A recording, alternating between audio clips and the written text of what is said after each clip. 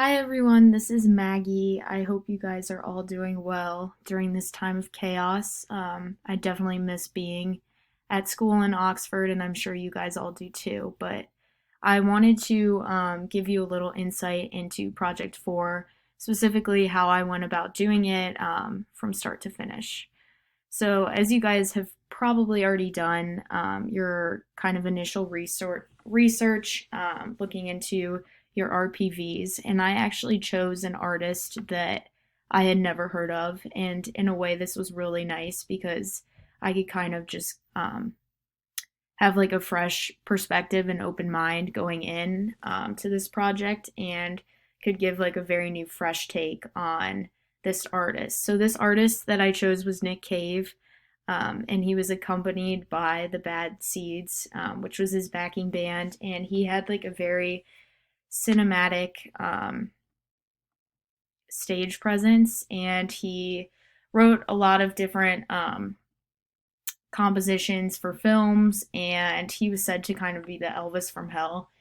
So he had like a very kind of dark presence, but also he was very kind of had like this very beautiful but like kind of creepy music style. And so he kind of combined traditional rock with poetry and blues and indie music. And there was a lot of like literary prose and religious kind of influence in his music. And something that definitely really helped influence that was um, getting older, kind of overcoming all these difficulties that he had faced. And after listening to some of his music, I could definitely come to understand that just because I had found out that his son died in 2015. So a lot of his newer music kind of deals with like overcoming love and loss and dealing with that. So a lot of his music is very dark and tragic, but also very beautiful. So kind of moving from my RPVs, I created my mood board, which I did on Pinterest. Um, so as you can see, a lot of the inspiration, these are pictures of Nick Cave. Again, he kind of has that Elvis, like rugged, kind of gritty look to him, but I kind of thought about, all these beautiful colors that are kind of contrasted with like the darkness in his life. So I focused on a lot of these like blue tones and purples and beiges, which all kind of together created a really nice, tasteful color palette without overdoing it. And I focused on a lot of really simple lines and like minimal design that was very like delicate but also very pretty. Um, so as I continued, this is what my website kind of looked like. So I actually got this stock photo off of Unsplash, which has a lot of great free photos. And I think the coloring of this was different. So I actually edited it in Lightroom, I believe, and changed it. So this ended up being my logo. It's kind of a broken heart, but it has all these jagged edges that ultimately make up the initial of his first name, N for Nick. So again, it just kind of ties in all those RPVs of all of the love and loss that he dealt with, and like all of the beautiful kind of mystery with behind his music. And then this is the typeface that I chose. It's very like, again, kind of delicate but rugged and very pretty, and kind of has that like gothic vibe to it. And I kind of kept it throughout, but I also stuck with a kind of typewriter typeface for more headings and body font.